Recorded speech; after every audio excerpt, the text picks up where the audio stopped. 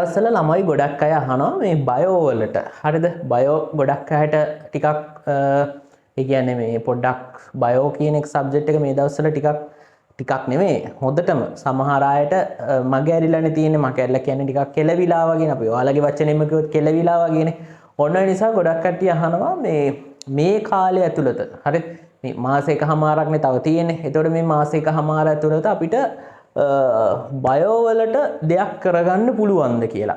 දෙයක් කියලා කියන්නේ මේ S එකක් C එකක් නෙමෙයි. බලාපොරොත්තු වෙන්නේ A එකක් B එකක් ගන්න පුළුවන්ද කියලා. හරි.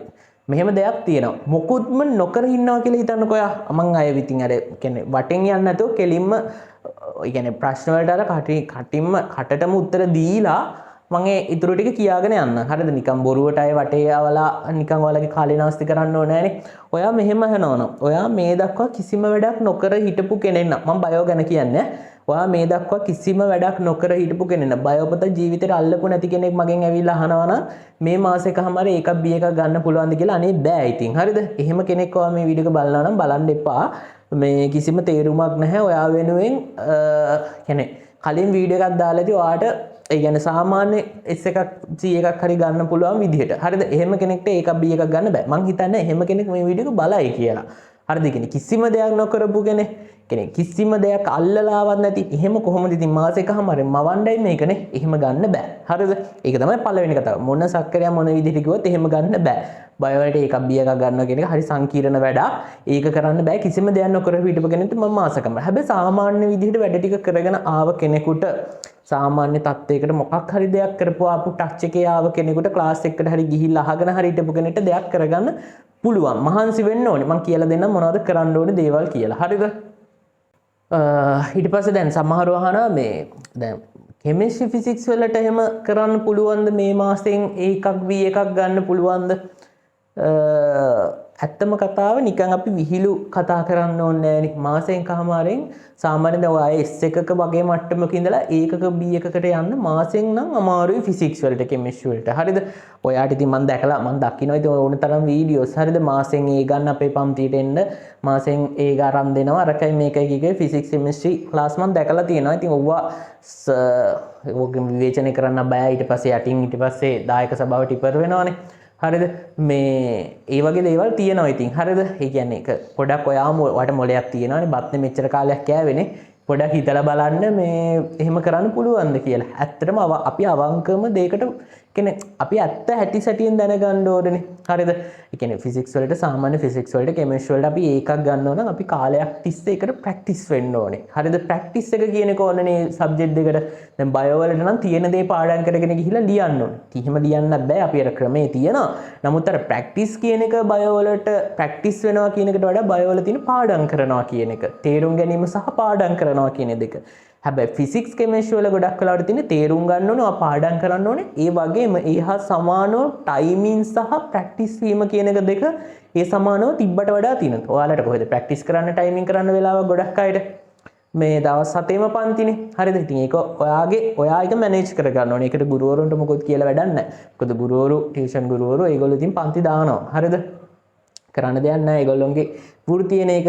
නමුත් ඔයාලා දැනගන්න ඕනේ බුද්ධිමත්ව ඔයාලගේ වැඩවලට ගැළපෙන විදිහට මේ පන්ති මැනේජ් කරගෙන ඒ දේවල් කරන්න තනියම වැඩ කරන වෙලාව හදාගන්න එක. හරිද? ඉතින් කොහොමද මම කෙමිස්ට්‍රි ෆිසික්ස් ගැන මෙතනදී කතා කරන්න බලාපොරොත්තු වෙන්නේ නැහැ. බයෝ ගැනනේ කතා කරන්නේ. අපි ඒක කතා කරමු. හරි? හැබැයි මෙහෙම දෙයක් තියෙනවා. ඔයගොල්ලෝ කෙමිස්ට්‍රි ෆිසික්ස් වගේ සබ්ජෙක්ට් වලට ඒ කියන්නේ දවස් 7ම මහන්සි වෙන්න අරගෙන මේ බයෝ කියන සබ්ජෙක්ට් එකට ඒ කියන්නේ දෙන්න ඕනේ කාලයකට දුන්න නැත්නම් ඔයාලට තිබ්බට වඩා බයෝ වල ලකුණු අඩු වෙලා ඔයගොල්ලෝ ඉසොට් කෝ හිතුවටත් වඩා අඩු වෙන්න පුළුවන්. ඉතින් ඒ නිසා මේ අර සාමාන්‍ය තත්යකට වැඩ කරලා හරි හොඳ රිසල්ට් එකක් ගන්න පුළුවන් සබ්ජෙක්ට් එකක්. හැබැයි දැන් එන්න නිකන් අර ඔයගොල්ලෝ ප්‍රමත වක්‍රයක් වගේ අඳලා බැලුවොත් දැන් එන්න බයෝ රිසර්ච් අඩුයි. ඒකට අපිට කරන්න දෙයක් නැහැ. ගොඩක් අය කියන්නේ වයසක ගුරුවරු පරිණත ගුරුවරු එහෙම අපිට චෝදනා කරනවා. හරිද? ඒ කියන්නේ මේ අලුතෙන් ඔය ෆීල්ඩ් එකට ආව මෙඩිකල් ස්ටුඩන්ට්ස්ලා ඒ වගේ අපි වගේ අය නිසාලු රිසල්ට් අඩු වෙනවා. අපි වගේ අය නිසා නෙමෙයි රිසල්ට් අඩු වෙන්නේ. රිසල්ට් අඩු වෙන්නේ කවුරු නිසාද කියලා හොඳට තේරෙනවා. හරිද? තේරෙන කියන්නේ මොලයක් තියෙනවා නම් තේරෙනවා කවුරු නිසාද අඩු වෙන්නේ කියලා. මේ ඒක හේතුව මොකක්ද කියලා අමුතු රැල්ලක් වගේ එකක් නිසා ඒව ගැන කතා කරන්න ඕනේ නැහැ. ඒව වැඩකුත් නැහැ. හරිද? අපිට කාගේවත් දේවල් වැඩ නැහැනේ. මෙතනදී බලාපොරොත්තු වෙන්නේ අපි මේ කියන්නේ අර ඔයාලට මේ වෙලාවේ කරන්න දෙන්නේ දැන් මේ වීඩියෝ එකෙන් අපි බලාපොරොත්තු වෙන්නේ බයෝ ගැනනේ. ඒ නිසා ඒක කියන්න. හරිද? අනවශ්‍ය දේවල් වල නැහැ. දැන් මෙහෙමයි. ඔයා තේරුම් ගන්න ඕනේ ඔයාට තියෙන්නේ මාස එකමාරක්නේ. හරිද? මේ මාස එකමාරේ ඇතුළත ඔයා බයෝ පේපර් එකේ වැඩිම ලකුණු ප්‍රමාණයක් ස්කෝර් කරන්න නම් ඔයා දැනගෙන ඉන්නේ ඔයාට MCQ වලින් ඔයාට පුළුවන් උපරිමයෙන්ම ලකුණු ගන්න ඕනේ අංක 1. ඊළඟට තමයි සෙකන්ඩ් පේපර් එකේ ලියන පේපර් එක ඔයාලට ලියන්න පුළුවන් ප්‍රශ්න වලට උපරිම ලකුණු ගන්න ඕනේ. ඔන්න ඕක තමයි අංක 2. ඔන්න ඔය දෙක ඔළුවේ තියාගන්න. MCQ පේපර් එකේ සම්පූර්ණ ප්‍රශ්න 50න් ඔයාට අඩුම තරමේ 45ට වඩා ගන්න මේ මාස එකමාර හොඳටම ඇති. හරිද? ඇත්තටම ඇති ඒක. හරිද? අය කිසිම කතාවක් නෑ කලින් ඉඳලා වැඩ කරාද නැද්ද කියන එක ලොකුවට වැඩ කරාද නැද්ද කියන එක අදාළ නෑ. ගන්න පුළුවන්. ගන්න විදිහ කියන්න.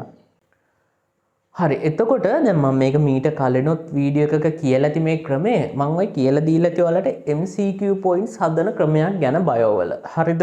ඔන්න ඔය ක්‍රමය තමයි ඔයාලට ගොඩාක් වැදගත් වෙන්නේ MCQ ටික හදාගෙන කරන්න තියෙන මේක. ඔයාගේ resource book එක තියෙනවානේ. resource book එක වෙන කිසිම source එකක් ගන්න එපා resource book එක විතරයි. හරිද? ඒක තමයි ඔයාලට දීලා තියෙන හොඳම දේ. හොඳම බයෝ වලට තියෙන කරන්න පුළුවන්. කියන්නේ බයෝ වලට බලන්න පුළුවන් හොඳම දේ තමයි resource book. එතනින් එහාට වෙන දේවල් නැහැ. ඔය resource book එක අරගෙන resource book එකේ තියෙනවනේ මුල් පාඩමේ ඉඳලම යන්න කමක් නැහැ. හරිද? පළවෙනි පිටුව කියමු. මේක කරපු ළමයි ඉන්නවා මම දැක්කා ගිය පාර ඔය වීඩියෝ කියන්නේ මම ඊට කලින් දාපු වීඩියෝ එකේ එහෙම ළමයි කමෙන්ට් කරලා තිබ්බා ඒක ගැන. අර කියපු ක්‍රමේ කරා ඒකෙන් මාර විදිහට ප්‍රයෝජනයක් වුණා කියලා. හරිද? මම ආපහු කියන්නේ ඒක කරන්න. ඒ කියන්නේ ඒක දන්නේ නැති අයට මම සරයක් අපසට මේ කියන්නේ මෙහෙමයි. දැන් ඔයාලා කරගෙන යද්දී පොත කියවන්න මුලින්ම. හරිද? අපි හිතමුකෝ පළවෙනි එක පිටුවක් කියවනවා කියලා. මේ පිටුවට කොළ ටිකක් ළඟ තියෙන්න ඕනේ. හරිද? resource book එක. resource book එක ඉතින් ඔයාලට print කරලා නැතත් device එකක් බලාගෙන කියවන්න. ඒක lap එකට දාගෙන හරි phone එකෙන් හරි එහෙම කියවන්න.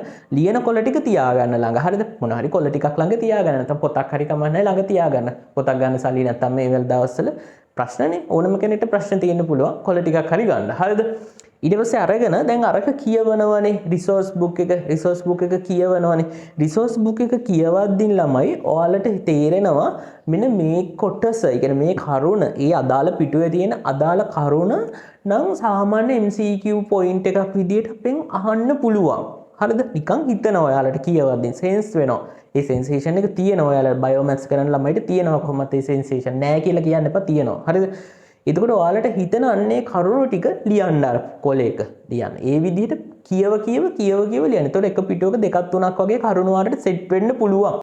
හරිද? එතකොට අර එහෙම ලියද්දි ඔයාලා දන්න දැන් ඔයාලා දන්නවනේ කාබෝහයිඩ්‍රේට් වල කොටස් තුන මොනවද කියලා. අය ඒව ලිය ඉන්න එපා. ඒ වගේ දේවල්. හරිද? ඒවා සාමාන්‍ය දේවල්නේ.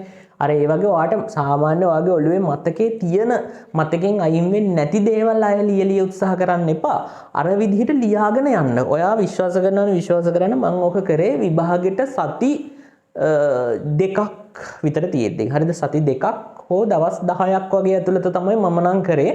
ඔයාලා දන්නවද මට MCQ 49ක් තිබ්බා 50න්. හරිද? 50න් MCQ 49ක් තිබ්බා. ඒ දක්වා මගේ ජීවිතේට මම කරපු එක පේපර් එකක්වත් මට ඉච්චර MCQ තිබෙත් නැහැ. සහ මම පේපර් ලොකුවට කරලත් නැහැ. හරිද? එහෙම MCQ බලන්න තරම් පේපර් කරලා ගියෙත් නැහැ. එහෙම අර ලොකුවට එහෙම තිබෙත් නැහැ. අවසානයේ ඔය කරපු වැඩෙන් තමයි MCQ ඔය 49 ගත්තේ. හරිද? අවසානයේ කරපු. ඒතර ඔයාලට මේ මාසිකමාරක් තියෙනවනේ. එතකොට ඔයාලට ඕන තරම් මම අර සතියකමාරේ අනිත් සබ්ජෙක්ට් දෙකක් තියාගෙන ඕකත් කරා නම් ඔයාට මේ මාසෙකමාරේ ඕක කරන්න බැරි වෙන්නේ නැහැ. හරිද? ඉතින් ඒ නිසා මම ඔයාලට කියන්නේ ඒක අනිවාර්යයෙන්ම කරන්න. දිගට කරගෙන යන්න. එතකොට ඔයාලට දැන් අවසානට ඔය තියෙන පාඩම් තියෙනවනේ පරිසරය අරවා මේවට ඒවටත් ඔය විදිහට ඔයාලට ඒ අදාළ පොයින්ට්ස් ගන්න පුළුවන්. හැමදේම නෙමෙයි. ඔයාලට හිතනවා ඒක. ඔයාලට හිතන වැදගත් කියලා හිතන පොයින්ට් එකක් වශයෙන් තරු ලකුණක් දාලා ලිව්වා. ඊට පස්සේ රූල් එකක් කරලා හරි ඊළඟ රූලේ හරිම තරු ලකුණක් දාලා ලියනවා. ඊට පස්සේ එදා හවස ඒ දවසම බයෝ කරන්න එපා. මං කියන්නේ පැයක් දෙකක් වගේ ඔය වැඩේට තියාගන්න. දැන් මේ යන කාලේ පැයක් දෙකක් වගේ ඔය වැඩේට තියාගන්න. ඊට පස්සේ රැට ඒ අදාළ පොයින්ට්ස් ටික ඔයා දවසට හදාගත්ත පොයින්ට්ස් ටික පාඩම් කරන්න. පාඩම් කරන්න කියන ආපස්සට කියව ගන්න. අය අමුතුවෙන් ආයාසයෙන් පාඩම් කරන්න ඕනේ නැහැ. ඔය අතරේ ඊළඟ වැඩේ තමයි ඔය අතරේ තියෙනවනේ නිර්වචන. දැන් සාමාන්‍ය ඔයා පිටුවක් කියවද ඒ පිටුවේ නිර්වචන තියෙන්න පුළුවන් නැති වෙන්න පුළුවන්. නිර්වචනයක් තියෙනවා නම් ඒ නිර්වචනෙත් අනිවාර්යයෙන්ම ලියාගන්න. මොකද නිර්වචන විභාගෙට අහනවනේ ස්ට්‍රක්චර් පේපර් එකේ නිර්වචන ටික බලාගෙන යන්න ඕනේ. හරිද? හරිද?